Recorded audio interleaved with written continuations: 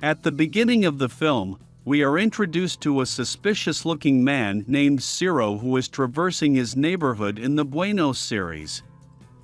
Along the way, he notices an attractive automobile and breaks into it.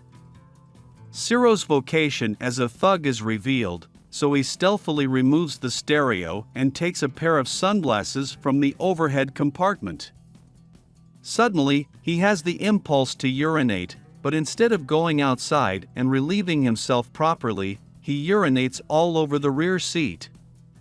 He even farts multiple times to ruin the day of the car's proprietor.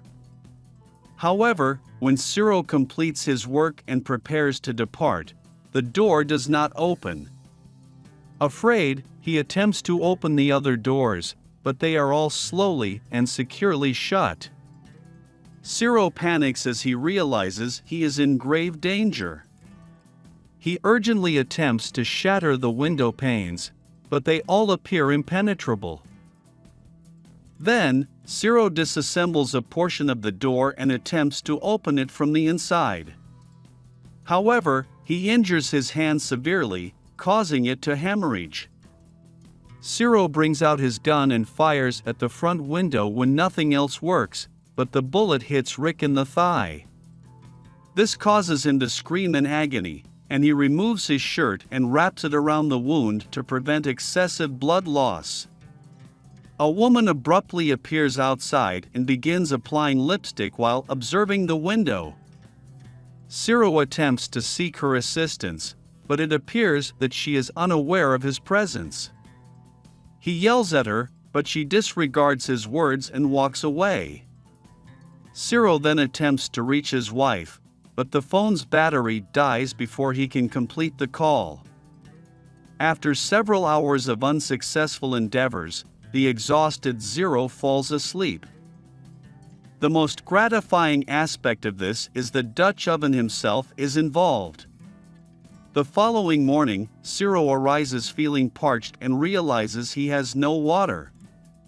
To satiate his thirst, he resorts to licking the fog off the window out of desperation. As the day progresses, he removes his backpack and vehicle stereo in an attempt to distract himself from his dire situation by listening to music. As one of his beloved songs begins to play on the radio, Ciro temporarily loses himself in the song's rhythm and lyrics and forgets his troubles. His situation is ironically described in the song, which mentions blood and misty windows. So immediately after the song concludes, a determined Ciro attempts to unlock the door. Once again, the car's stereo abruptly begins to ring, and when Ciro answers it, a man responds. He invites Ciro to enter the automobile and introduces himself as Dr. Enrique Ferrari. Enrique continues by stating that he is the owner of the SUV and has been victimized 28 times in his lifetime. Ciro is the 31st individual who has endeavored to steal from him. Enraged, the Ciro demands to be released, but Enrique makes it obvious that he is not in a position to make demands. He then begins describing his vehicle's attributes. He calls it a 4x4 because a security alarm system linked to his phone allows him to secure the doors of all 4 vehicles simultaneously. Due to the independent suspension, it is both impregnable and soundproof and cannot be moved from the inside. In addition, the entire glass is polarized. The gas tank, which can contain up to 120 liters of fuel, and the front windshield are the only things that are not indestructible. Enrique warns Ciro that a full gas tank is a potential explosive and that if he acts irresponsibly, the car will explode with him inside.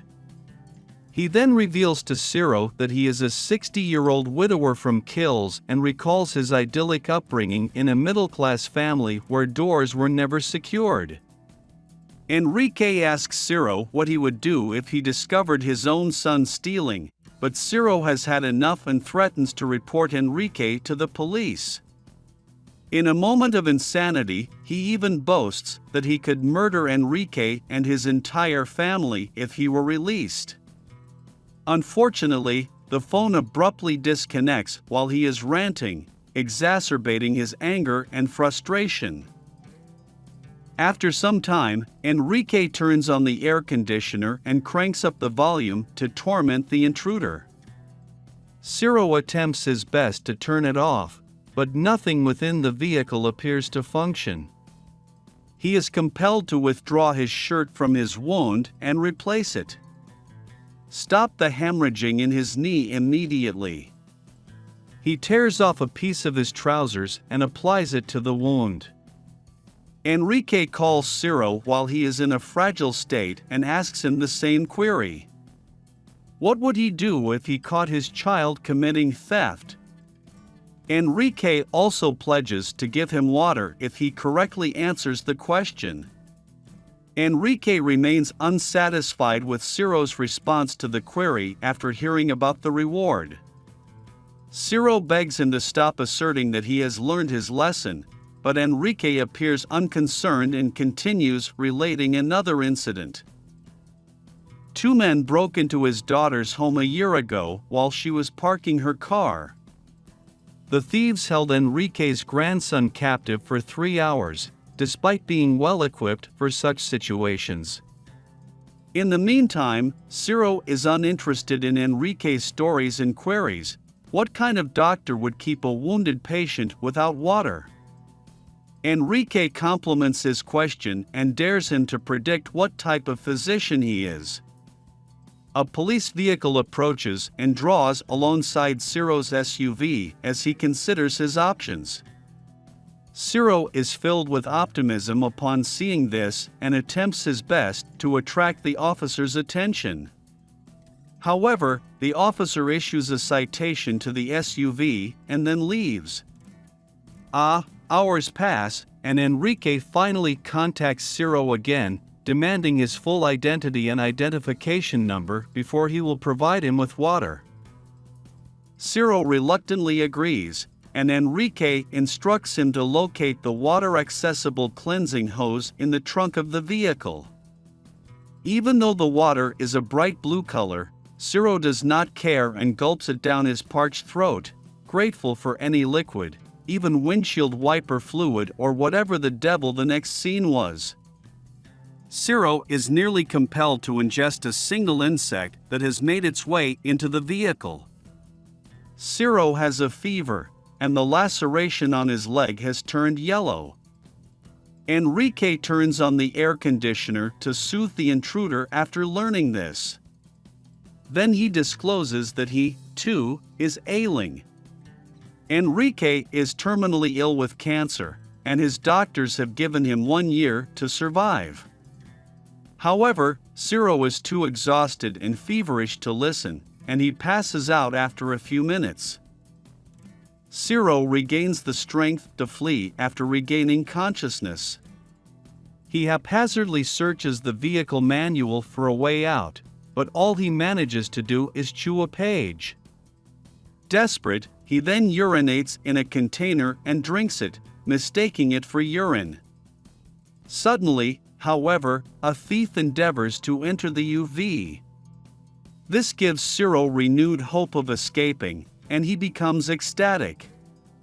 However, the excitement soon dissipates when the thief is apprehended and severely beaten by the locals. As night falls, Ciro's thirst and hunger intensify, causing him to become disoriented. He begins to ruminate on the unequal distribution of resources in the world, where a small percentage of people have an abundance of wealth while others are left to struggle.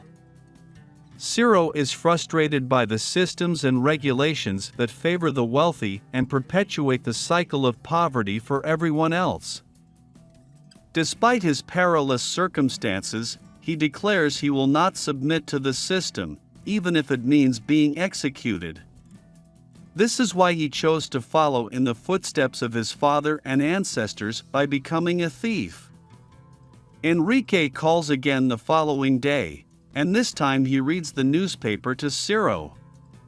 He declares that he is in a happy mood and directs Ciro to a hidden chocolate bar in the SUV. Ciro abruptly comes to life after spending the entire day inactive. He strikes one of the doors he previously damaged, eventually creating a minuscule hole that allows him to escape. He attempts to get someone's attention by crying through the small opening, but is unsuccessful. Enrique calls again to report that he has contacted Ciro's family. When Ciro learns their names, he sobs and begs Enrique not to harm them. He inquires as to what he has done to deserve this punishment, but Enrique remains unmoved. Instead, he produces Ciro's criminal record and discloses that he has previously murdered someone. Ciro allegedly attempted to steal from a residence several years ago, but was stopped by two brothers who blocked his escape.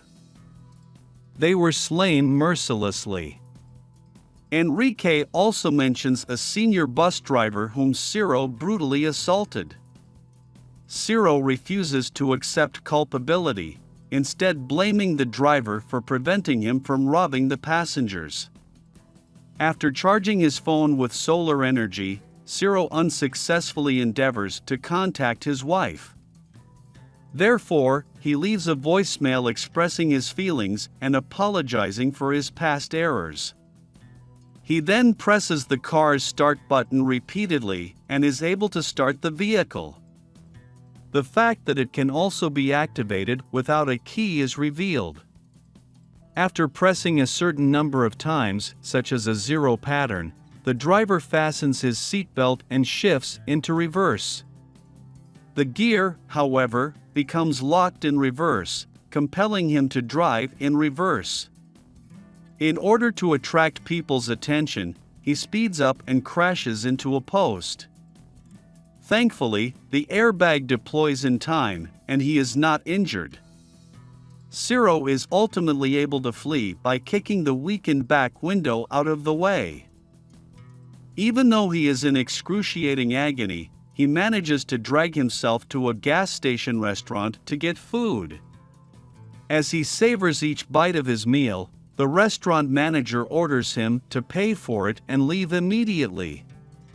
Incensed by the manager's impoliteness, Ciro pulls out his pistol and shoots him.